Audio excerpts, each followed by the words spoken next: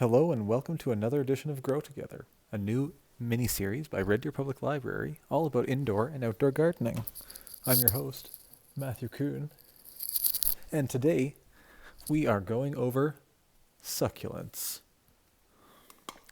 The mainstream plant deserves all the attention it gets. Succulents are easily propagated, really tough, and they teach us lots of things about plants and why we should have them. Let's go through just one of these plants. This is called burro's tail, and it's a sedum, and it's super dramatic and beautiful, and is in a hanging planter because eventually they are going to spill over the edges. And they are very easily propagated because if you can see, all those little plants start from one of these being snapped off, and well, it usually dries off first, and then it jumps in the ground and creates a whole new plant. So these are really fun to share and really fun to have. Echeveria are really dramatic and have tons of different colors these days, and they're really beautiful. So any variation on these are usually a mix of Echeveria, sedum. There's lots of new strains coming out. They're really beautiful. Jade plant, or jade tree, Crassula ovata, is, man, I can't get a good picture of this, but you get the idea. They're the classic jade plant, and, well, this is actually turning into confessions of an indoor gardener, because if you see those little white spots on the plant leaves, those are actually mineral buildup and salts that are coming out of the leaves, because I've left all these in this trough for 3 years, so they are really tough and they can handle it. They can handle excess salts and whatever you throw at them, really. They haven't even had that much sunlight. Here's another one, Sansevieria. This one is called Fernwood. I classify it as a succulent because it still stores quite a bit of water in the leaves, and they are beautiful. I picked this up at IKEA. It's totally worth your time if you can pick one up.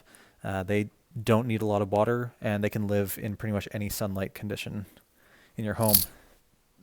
And today, we're going to go over propagating a Haworthia, one of my favorites. So,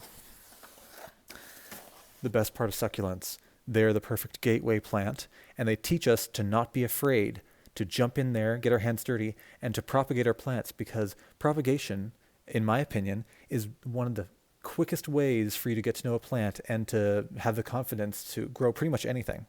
So this is how it just popped out there. This is how confident I am of this plant. If you can see at the very base, there are a bunch of little ones. And Haworthia, I have this in a nice sunny window, so it's been growing for a while, but this is what I'm going to do. I'm going to, what's that? I'm going to bust up these roots just a little bit, see what I'm working with. And then I'm going to get really close and break off one of the little baby stems and show you why this is so easy to do. Usually take off some. So right here are a few beginning roots. So what I'm going to do with that, give it its own little pot, and it'll grow into a full-size plant like that one. And I'll probably give these away. I was planning on getting rid of quite a few of these because they're one of my favorite plants. Thank you for watching Grow Together. Connect with RDPL.